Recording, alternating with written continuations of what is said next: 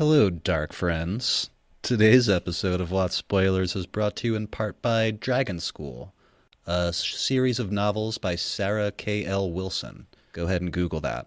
This is a series of young adult novels where, and I'm going to read you this little blurb here, 16-year-old Amel arrives at Dragon School just like everyone else, with a dream to ride dragons and join the Dominion Dragon Riders. But Amel has a crippled leg, and Dragon School training is grueling.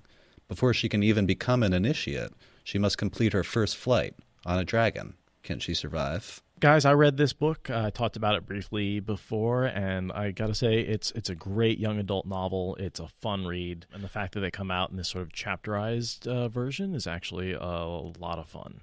You get to dig into them, and you don't just have to, they're like chips. You just sort of want to pop another one after you finish reading.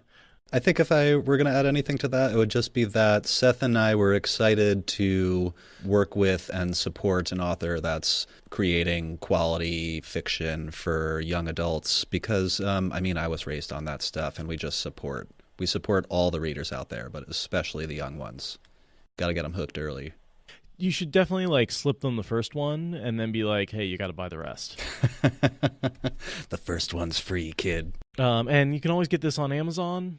Yeah, I'm looking at it on Goodreads right now, but you can just Google Dragon School First Flight, and you'll definitely find it. Or Sarah K. L. Wilson, the author.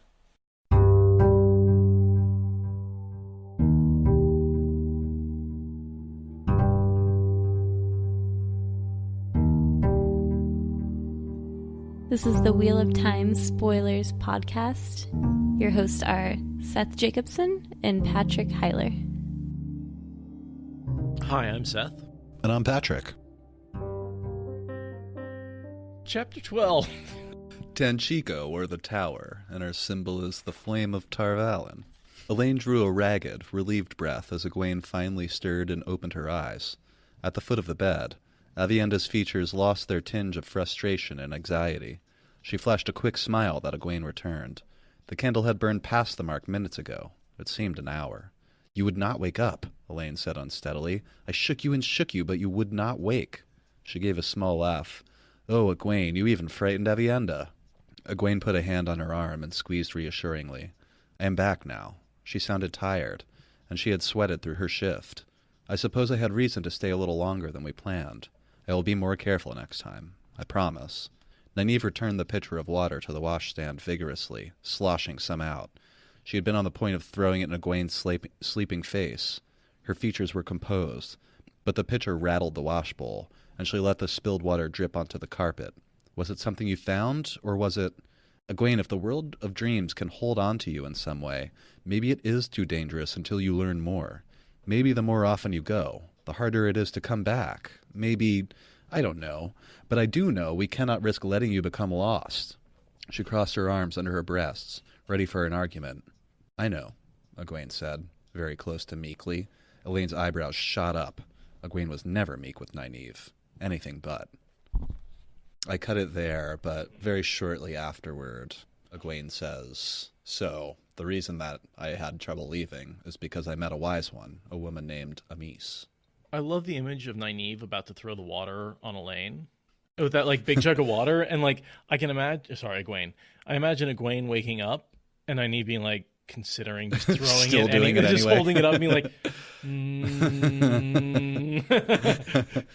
can I throw it and just pretend I didn't notice she woke up? Amis said I should come to her to learn about Teleran Riad at some place in the waste called Cold Rock's Hold. Elaine had caught a flicker of Avienda's eye at the mention of the wise one's name. "Do you know her, Amis?" The Aiel woman's nod could only be described as reluctant. "A wise one, a dream walker. Amis was Fardaris Mai until she gave up the spear to go to Ruidian." "A maiden?" Egwene exclaimed. "So that's why she—" "No matter. She said she is at Ruidian now. Do you know where this Cold Rock's Hold is, Avienda?" "Of course. Cold Rock's Hold is Ruark's Hold. Ruark is Amis's husband. I visit there sometimes. I used to. My sister-mother, Leanne, is sister-wife to Amis." Elaine exchanged confused glances with Egwene and Nynaeve. Sort of the introduction of polygamy into the story. Sister wives. Oh, so how cold do you think Cold Rock's Hold is? 110 degrees Fahrenheit? As opposed to like the 120 outside? I imagine that, and we find out a little bit more about this in the future, but I imagine the hold itself is partly underground, and maybe there are some like a cold spring underground that runs against these rocks. So it's cold in the cave. Sure. You Yeah, know. yeah.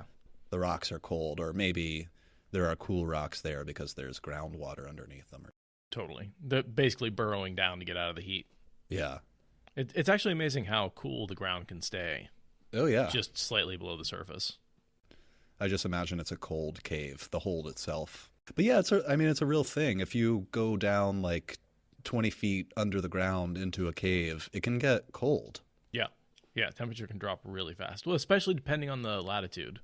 The further north you go, the ground temperature sort of stabilizes pretty quickly underground, and it stabilizes based on the average temperature.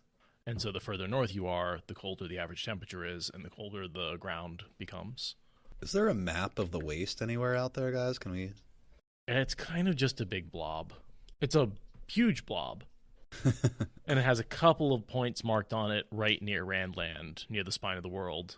You know, the Golden Bowl, Ruidian, a few others. Yeah. But there's not a lot of detail. You know, Avienda's struggle here is her, in a very childish way, her dream was to grow up and be a Maiden of the Spear. And all she wants to do is hang out with her friends, you know, screw guys, I just want to dance, like, you know, dance the spears.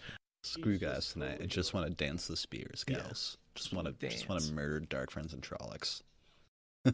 And the idea of like becoming a wise one is something she has no desire to go through with, but because she has the spark, she has to be taught to channel.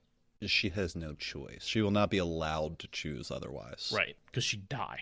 And the wise ones don't brag about much, but I feel like they do brag later on in the books that no Aiel woman will ever, like, we've never lost one.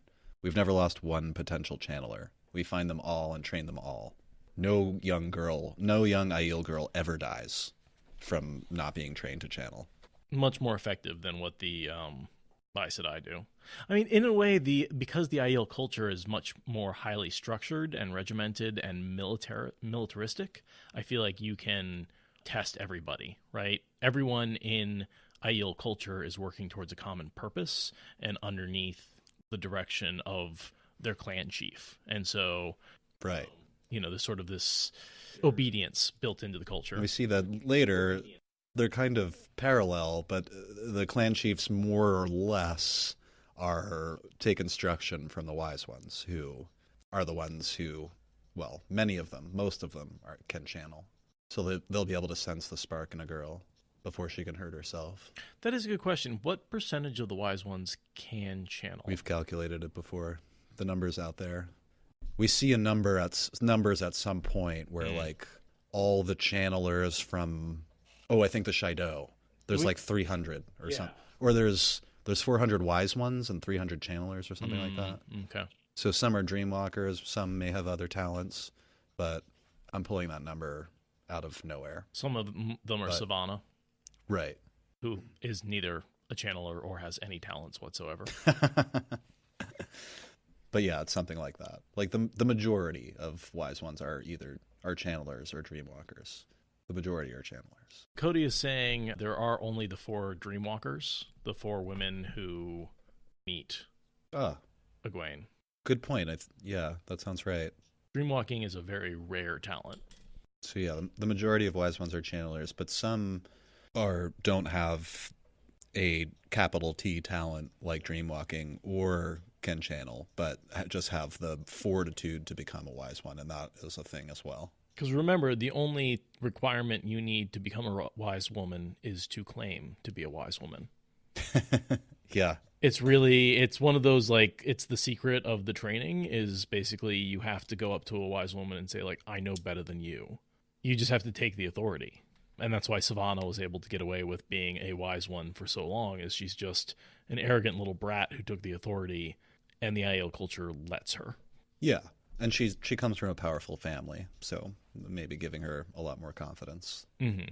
Her husband is a clan chief. Couladin? Is Couladin Savannah's husband? Or was that Couladin's brother, I think? She married both. She married the brother when he died. She married Couladin. Oh, I gotcha. When he died, she tried to marry Rand. She's just and they call her bad luck because her husbands keep dying. Well, let's move forward with chapter 12. Yeah.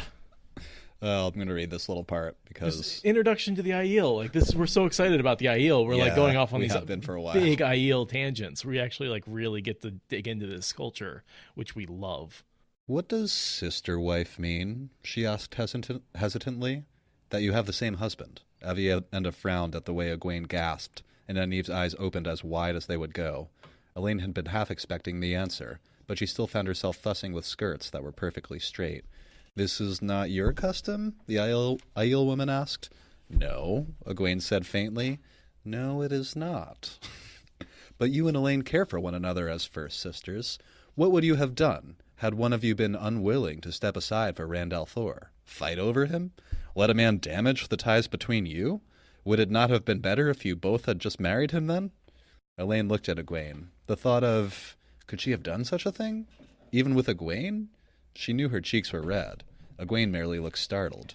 They cut it there, but I thought it was a kind of cute exchange, because Avienda's like, well, that's obviously practical in some cases. Is there a bros before hoes for the Maidens of the Spear? Spears before steers? I don't know. Nice. I like it. I don't know if that worked very well. Oh, but... sisters before misters. I know. I heard that one before. I like spears before steers, though. That was really good on off the cuff. Why would you let a guy come between you? Men just aren't that important. Yeah, you both want him? Just, okay. Yeah. It's fine. It doesn't have to be a problem. You sound as if a man has no choice in the matter, they're saying to Avienda. He can say no, Avienda said as if it were obvious. But if he wishes to marry one, he must marry both when they ask. Please take no offense, but I was shocked when I learned that in your lands, a man can ask a woman to marry him. Why would you trust a man with that decision? Doesn't make any sense. A man should make his interest known, then wait for the woman to speak. Of course, some women lead a man to see where his interest lies, but the right of the question is hers. I do not really know very much about these things. I have wanted to be Fardar Asmai since I was a child. Basically, Avienda saying, I don't really have much of a dating life, but this is my understanding. Right, which is terrible. She is so bad with men. She's so bad with men. Avienda has to be, the worst. Well, no experience. None whatsoever.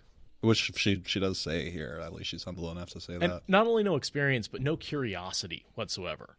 All of a sudden, she finds herself enamored with Rand, and she has no idea how to deal with it whatsoever. She's not talked about it. She's not, shared stories. Yeah. She's not speculated about it. Avienda says, yeah, men are nice. I just want to kill Shadowspawn. Or men. I also am very interested in Elaine's reaction to the Sister Wives comment. Because, Nynaeve and Egwene are like, oh my god. And Elaine's like... Well, if that's what it took. Yeah, I guess. As long as it's not Bearlane. Very different reaction of just yeah, okay. And, she's also from a royal house where marriage can be a little more formal. Her mother was married to Tarangal. Meanwhile, yeah, on the side with Tom, and maybe able to look at marriage more as the practical business contract than a thing about love and romance. Exactly. Which is probably where Egwene and Nynaeve are at. Also, no, I just want to say with the thing where the man must marry both, that's Gaul's issue. Yeah. Because he's all about Chiad, and Bane is not into that right now. He's got to prove himself. But that's his struggle, is he can't marry just one. I found nothing, Egwene replied regretfully. But Amis said, Avienda, what sort of woman is Amis? The Aiel woman had taken up a study of the carpet. Amis is hard as the mountains and as pitiless as the sun, she said without looking up. She is a dream walker. She can teach you. Once she lays her hands on you, she will drag you by the hair toward what she wants. Ruark is the only one who can stand up to her. Even the other wise ones step carefully when Amis speaks. But she can teach you. Egwene shook her head. I meant, would being in a strange place unsettle her? Make her nervous? Being in a city? Would she see things that weren't there? Avienda's laugh was a short, sharp sound. Nervous? Waking to find a lion in her bed would not make Amis nervous. She was a maiden, Egwene. She has grown no softer. You can be sure of it. What did this woman see? Nynaeve asked.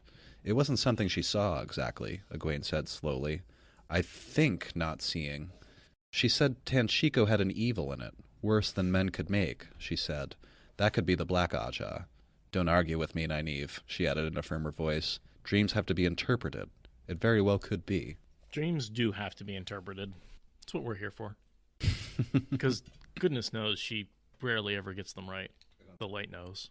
And that is why I have to go to her. Go to her? Nynaeve sounded appalled. Into the waste? Avienda can take me right to this Cold Rock's hold.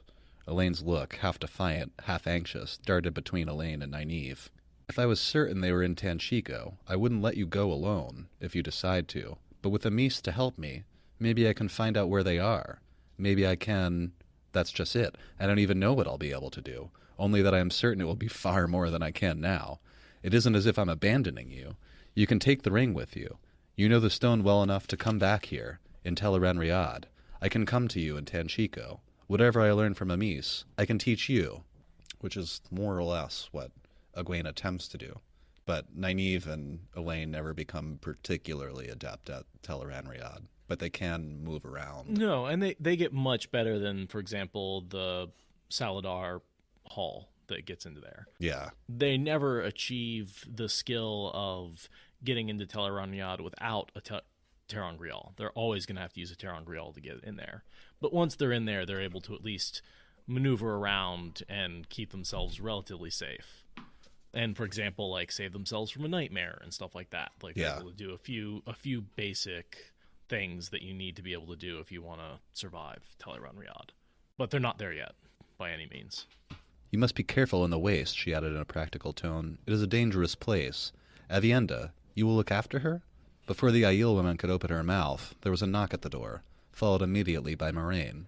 The Aes Sedai took them in with one sweeping look that weighed, measured, and considered them, and what they had been doing, all without the twitch of an eyelid to suggest her conclusions.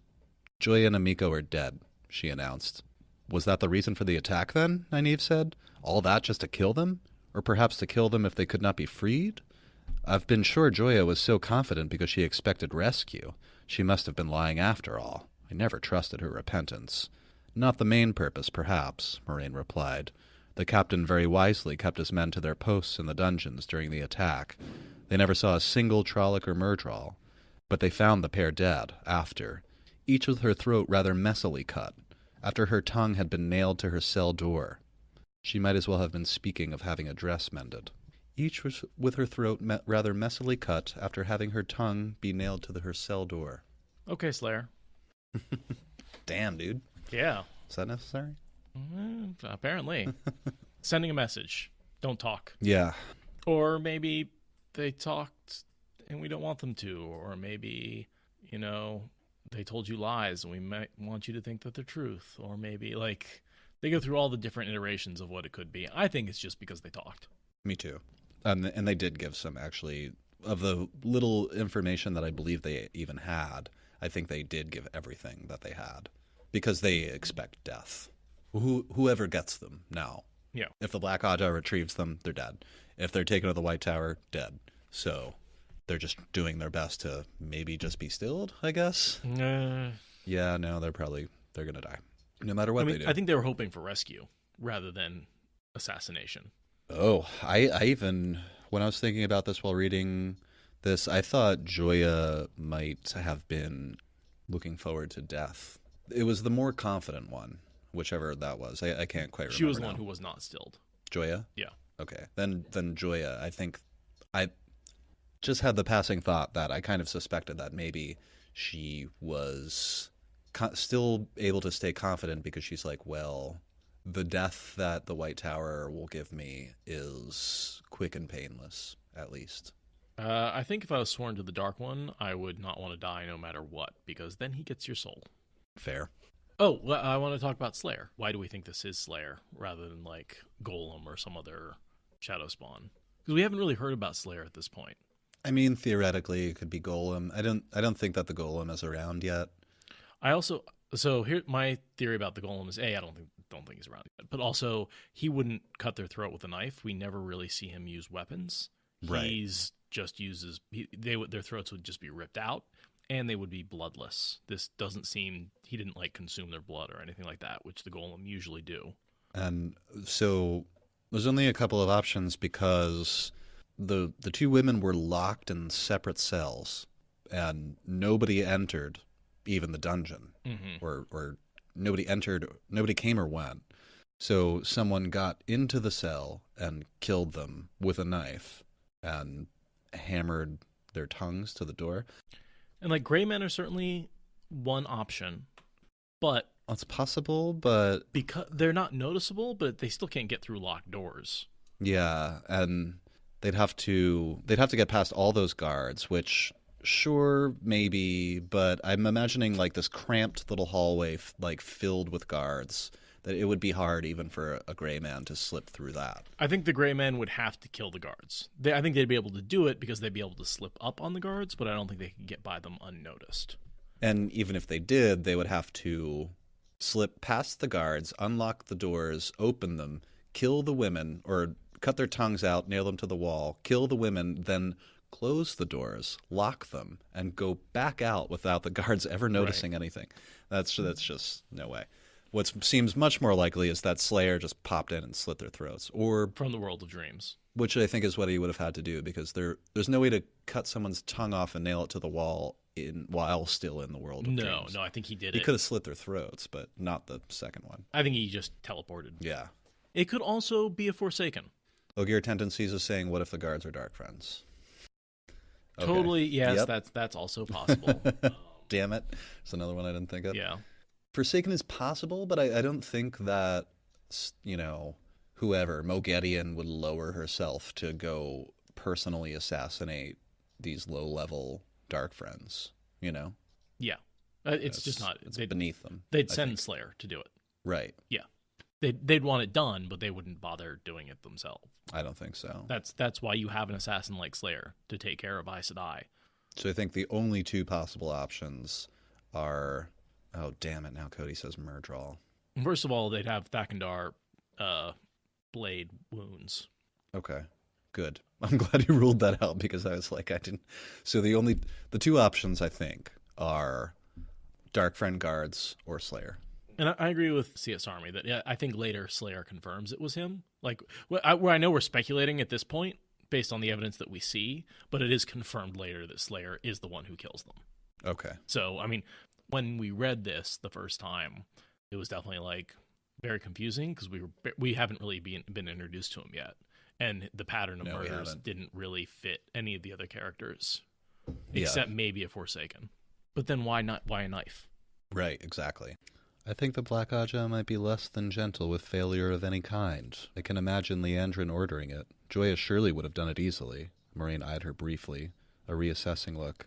Leandrin, Egwene said, her tone absolutely flat. Yes, I can imagine Leandrin or Joya giving that command.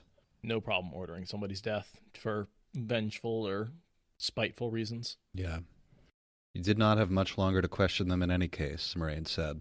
They would have been shipbound by midday tomorrow. The hint of anger touched her voice. Elaine realized Moraine must see the Black Sister's death as an escape from justice. I hope you reach some decisions soon. Tanchico or the Tower? I wondered about that. Why is she angry? Do you think she's angry for the reason that Elaine is thinking?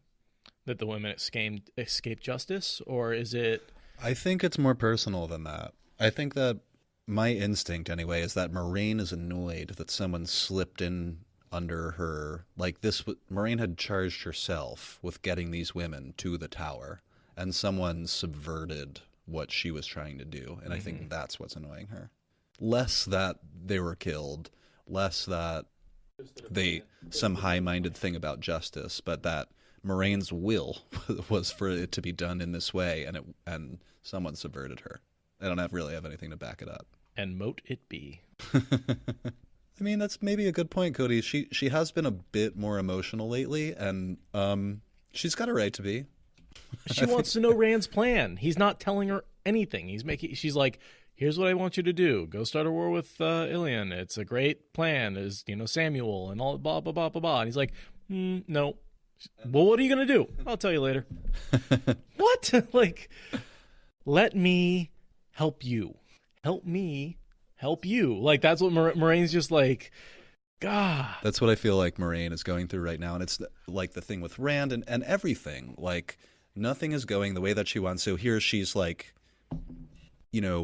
she still has a mask of her Aes Sedai serenity. But to even see a hint of anger, I feel like is Moraine being like, God damn it. Like another thing not going to plan. Like, God, fuck. Right. Most people would be cursing and flipping out. Moraine has a flicker of anger on her face. She's thoroughly annoyed. And if she's showing a flicker of anger, it's like She's a boiling enraged. rage. Yeah.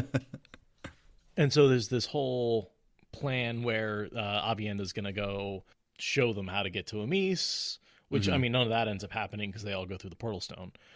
Amis said, come see me in Cold Rock's Hold. I'm at Ruidian right now, which is where she's going to meet the whole party. But I'll be back by the time it takes you to walk to Cold Rock's Hold. Right. But because she uses the portal stone with Rand, they meet her at Ruidian instead of back at Cold Rock's Hold. Yeah. I noticed there's a little bit here where Avienda's like, well, maybe I'll go with them to Tanchico, like some of the other maidens could surely take you to Amis. Like, I'll see to their protection. But really, Avienda just doesn't want to go to the Wise Ones. Right. She doesn't want this change in her life. She just wants to She wants be to left keep alone. being a Maiden of the Spear. Yeah.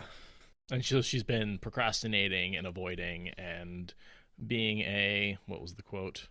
A willful girl called Avienda.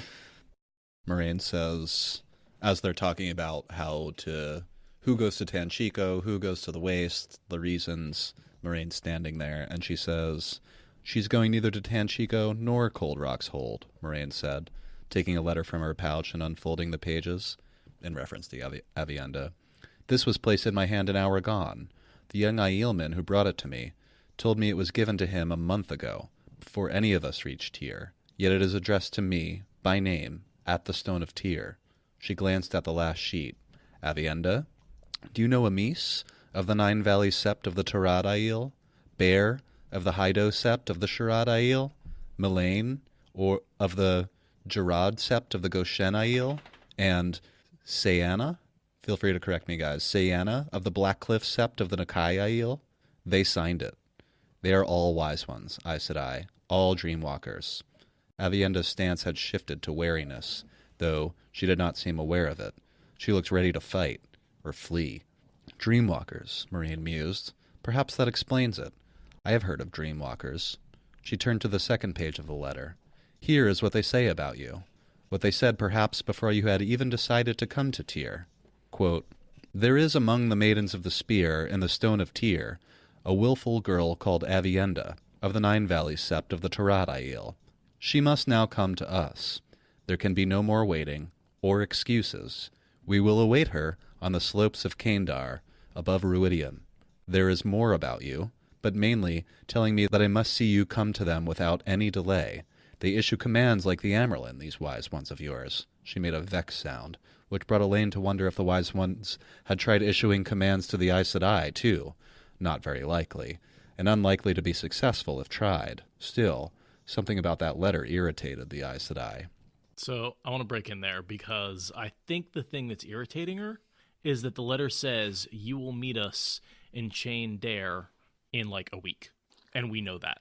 And she's like, dude, that's impossible. Like impossible. That's many, many months of journey. There's no way. And I think the vexing is like, clearly they predicted that Avienda was going to be in the stone.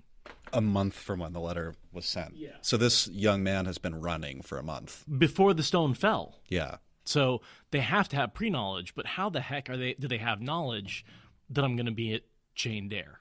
That seems impossible. And so I think that's what's vexing her, is what seems like an impossibility is coming through in this letter, which is someone's accurately predicting the future and predicting something that she sees as impossible. Yeah. One of the dreamers dreamed this. I don't know that we ever find out which. I think they're all having similar. They're like sharing the dreams, the four of them. Yeah, they had these prophetic dreams and they started sending letters. And they're even talking to the likes of Ruark and Gaul. Like, while they sleep, they're getting orders. Well, and they're the ones who sent Ruark and Gaul and Avienda out of the waste in the first place. Mm-hmm. Remember that whole where they were harassing Want to die Ruark? fat in your bed? Yep. I'm Fardaris Mai, Avienda said angrily. I do not go running like a child when someone calls my name. I will go to Tanchico if I wish. Elaine pursed her lips thoughtfully. This was something new from the Aiel woman. Not the anger. She had seen Avienda angry before, if not quite to this degree. But the undertone. She could call it nothing but sulkiness. That seemed as unlikely as Lan being sulky, but there it was. I just want to stab people. Just want to murder myself for the light. Egwene heard it too. She patted Avienda's arm. It's all right. If you want to go to Tanchico, I'll be pleased that you are protecting Elaine and Nynaeve. Avienda gave her a truly miserable look. Moraine shook her head, only slightly, but still deliberate. I showed this to Ruark. Avienda opened her mouth, her face irate, but the Aes Sedai raised her voice and went on smoothly, as the letter asks me to.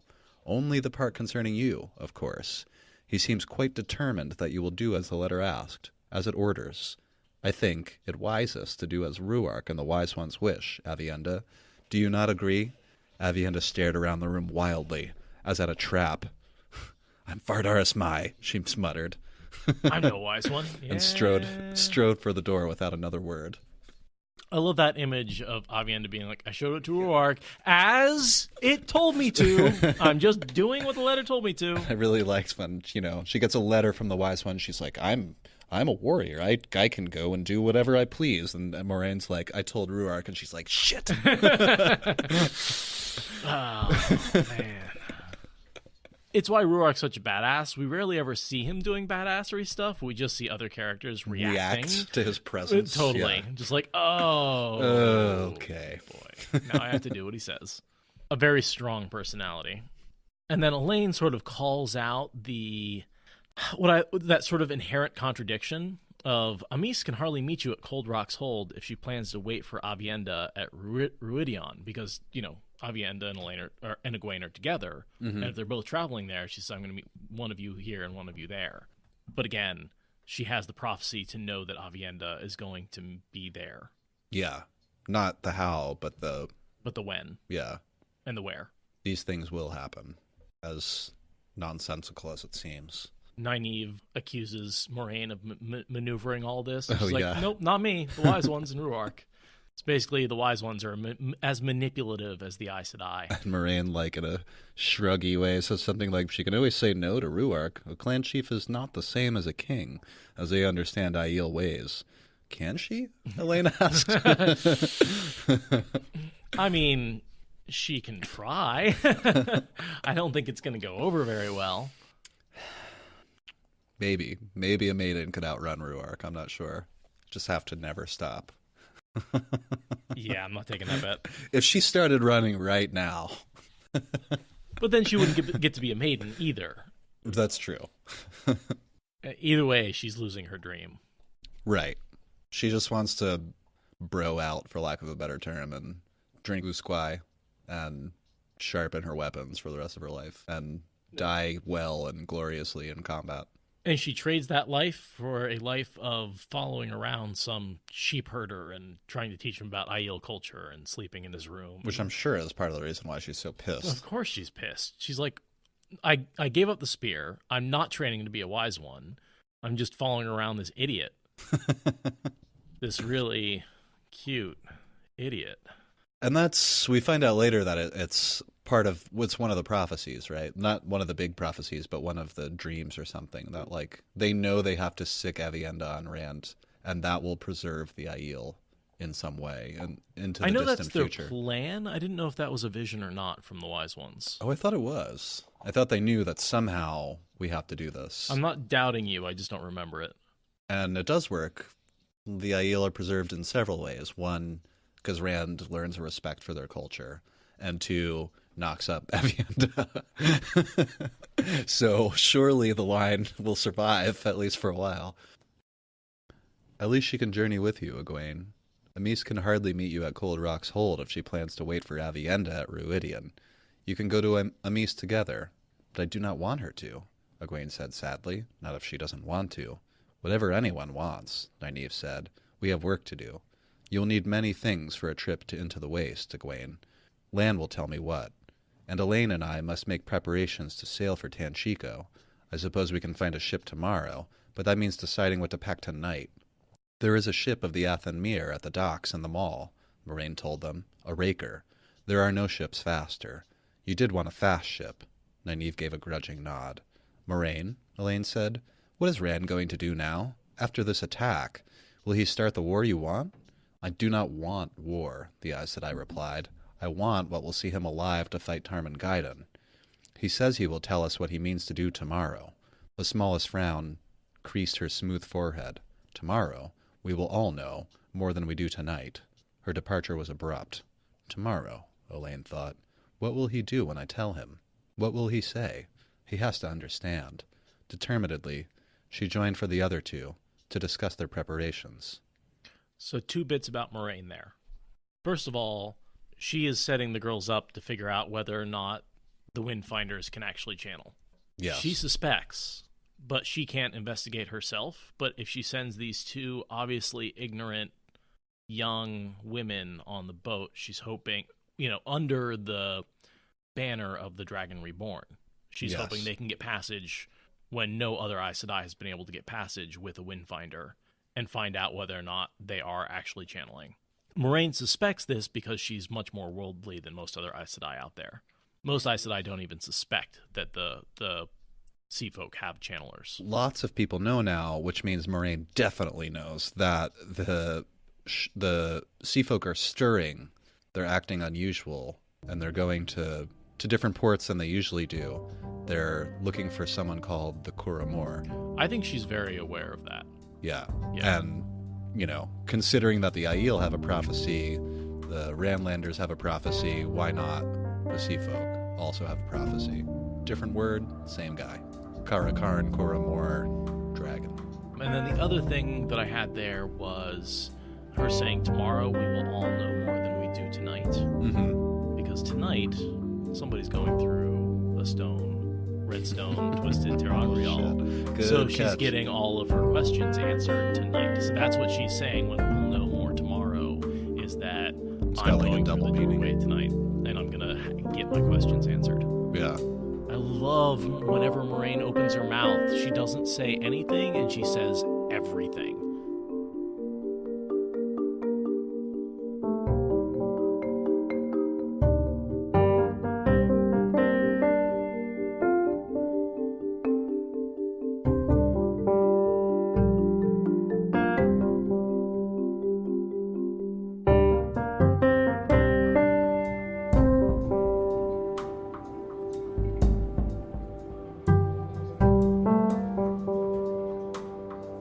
I wanted to say I'm opening this beer with my official Jordan Con bottle opener merchandise from last year. I bought one of the keychain. Still on my keychain. Man, we were talking about that guy a while back who got in touch with us and sent us samples of the cast bronze or cast copper. Yeah. That guy could make a freaking killing at Jordan Con if he showed up and got a merchant booth. He had a bunch of stuff to sell. I know. Just the little pendants of the heron and the fox. I guess cut that out because I don't want to make him feel bad. But I'll make him feel bad. It's fucking. we were gonna do a whole thing, and he just dropped off the face of the earth. Get your hustle on, dude. Dude, get to work. You got shit people want. Make it. I would buy some. You know the problem with artists? They never think they're good enough. If I could tell you how many projects I've quit over my life because I'm like, I'll never be as good as that guy. It's such a bad way of thinking. That's the problem I'm having right now with the Mistborn Spoilers podcast artwork. It's gorgeous. Leah was like, I'm so sorry. I don't know what you're talking about. All right. This is really good. Okay. All right.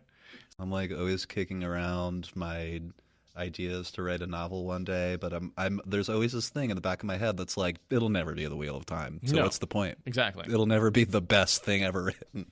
So why even bother? Yeah, it's just such a bad way of thinking. Fortunately, we're making the best podcast ever, so we don't have to worry about that. Hey! We make no mistakes. There's no editing errors. I never stutter. Great question, Margot. I feel like Seth didn't really let me do that. I think I was You I'm said saying that I think repeatedly. Yeah. no, yeah, I definitely said that. Where I was like, I don't know, like we don't really know what we're doing. Like, how are we gonna make? And he was just like, well, why don't we just start and see how it works out? And I was like, well, okay. And it was definitely a no stakes thing. It was like, well, we'll do it, and if it sucks, then Whatever. we did it and it sucked. Yeah. And here we are, approximately a year and a half later. And it still sucks. No, Ogier, we never thought we would. We had the thought that, like, oh, wouldn't it be cool if we eventually made enough money that it didn't cost us anything to do it? Wouldn't that be cool to have a hobby that paid for itself? But now we're actually like can pay some of our bills. Hoping to maybe upgrade some equipment once with the money, Right. like Stuff like that. But we never thought that we'd have a. I guess the way I would say it is right now we're looking at the possibility of having a real business sometime in the future. Obviously, I don't think it would be just Watt Spoilers, but like we've got some ideas out there kicking around, small group of people that are looking to create content or helping us do what we do. And Thanks, John. yes, thank you, John. Thank you, Kenny. And anyone who's working on projects like that, we're so stoked that this looks like it's starting to grow into possibly a little podcast umbrella. Which and a is quick the shout goal. out to all the people on Discord and on Twitter who help us manage social media and mod our forums and give us answers quickly and bug Rafe for us. Like, Yeah, don't do that too much. we don't want them to hate us. No. Just be aware. Don't want to wear out our welcome quite yet. But yeah, no, I mean, like, everybody out there who helps us, and like, I just wanted to say thank you to those folks because, and you know who you are. I don't know. Yes, you know who you are. I don't even want to bother start trying to yell out names because I'll miss half of you. So, but this is a thank you to all those people who aren't. We thank the people who help us financially, but thank you to those who are helping us socially. Thank you for your kind reviews on totally. YouTube and iTunes and Podcast Addict and whatever place you get your podcasts from. We have good reviews everywhere. I don't think we've ever gotten a bad one. It's not true. Okay, I think we got one bad one once. But he would think I was a jerk. I don't think we've ever gotten a bad like, one "Hey, for cool anyone who's not a podcast. jerk. I'm gonna be on it now, okay? Cool. We're like, what? No, dude. We didn't even know you. And then he was really mad.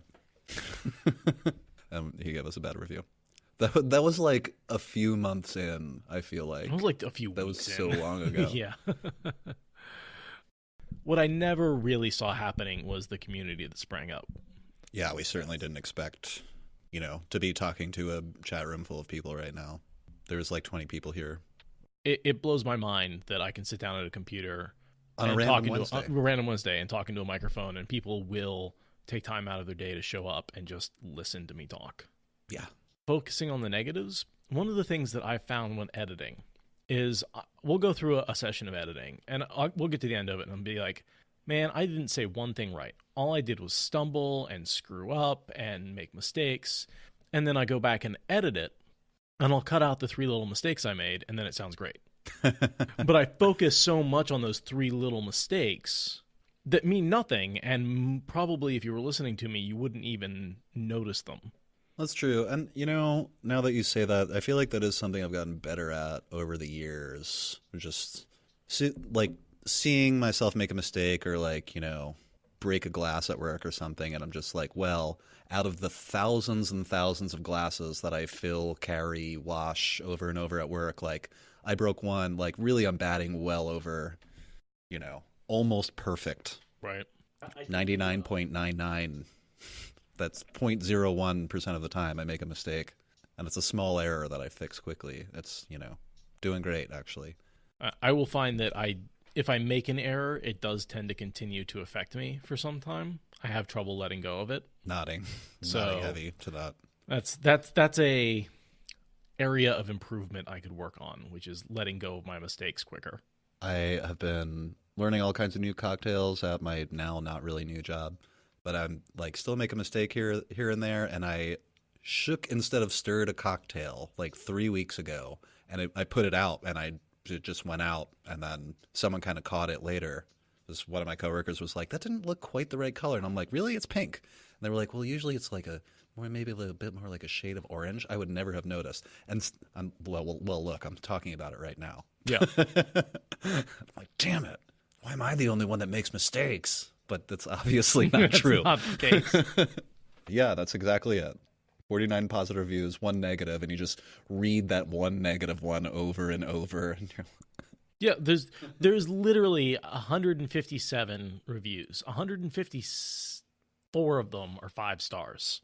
yeah. One's 4 star, and I can tell you exactly, like, one's 4 stars, 2 or 3 stars, one is 1 star, and I like, and every one of those ones that aren't 5 stars, When I've statistically, noticed. that's like almost 100% of the time. right, Yeah. it's like nothing, it's like not even, it's like a percentage, like iTunes even rounds everything up to 5 stars, they don't even count those. They're like, yeah, whatever, that doesn't count.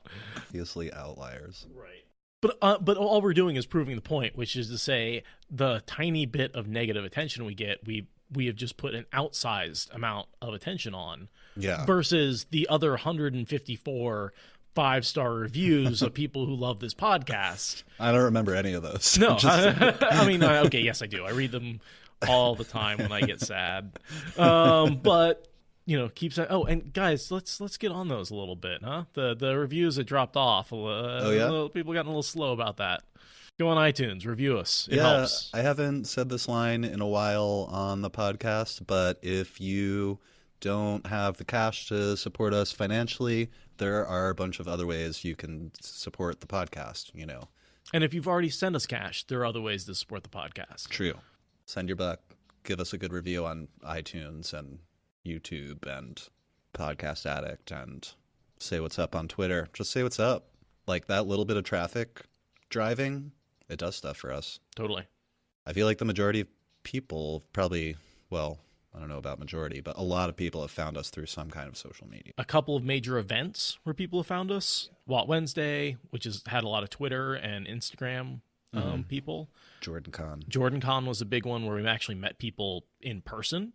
And Dragon Mount supported us off the bat. Definitely that was a big starting gunshot. Yeah. And then a lot of people just find us through iTunes. They look for Wheel of Time on iTunes and we pop up. I think now that you say that, that's probably the majority of people that find us just Googled it and they found us. And most of the podcast apps out there pull their information from iTunes. So if you're searching through a podcast app, that's generally that's coming from iTunes. So, reviewing in iTunes helps us there as well, no matter what app you're using. All right. Is there any further housekeeping? We did the patrons in the last episode. I don't know if there's anything else we want to say. Well, I've got to do some housekeeping because Timber just chewed a roll of toilet paper. Oh. Not a toy. That's for sneezing. Yes, it's quilted. Never buy cheap toilet paper. If I can give you guys any life advice. And it's not like you even save that much money by buying cheap. Like, expensive toilet paper is not expensive. You got to use twice as much anyway. Right. This is something my mom taught me at an early age. You can skimp on a lot of things. One thing you should never skimp on is toilet paper. The more I think about it, the more I think a bidet is the right way to go. Dan Savage almost has me sold on it. I don't know if you listen to that podcast anymore, but there's an ad now of like basically you can buy the bidet essentially and it hooks to your toilet. Yeah, I want to do that. I'm like almost like 99.9% sure I want to do that. Does seem to make a lot of sense. Dry paper just doesn't seem like it does the job. It doesn't really. No. And wipes are certainly an option, but to be honest, even the flushable ones are not technically flushable, right? The septic system is not designed to handle that kind of waste. Toilet paper is designed to break down. Those wet wipes are not, because they're wet, so they don't break down in the sewer system, and they end up clogging everything up. So you really, if you're going to use wipes, that's fine, but don't flush them. Should we start on chapter 12? I'm not done talking about my butt. Listen, keep your taint clean. Cleanse the taint. Cleanse the source. So can we just call what happens at the end of Winter's Heart the bidet maneuver? We could, yes. When Rand cleanses the taint. Thank you for listening to the Wheel of Time Spoilers podcast. Rate us in the Apple Podcast app or support us on Patreon. Is that good enough?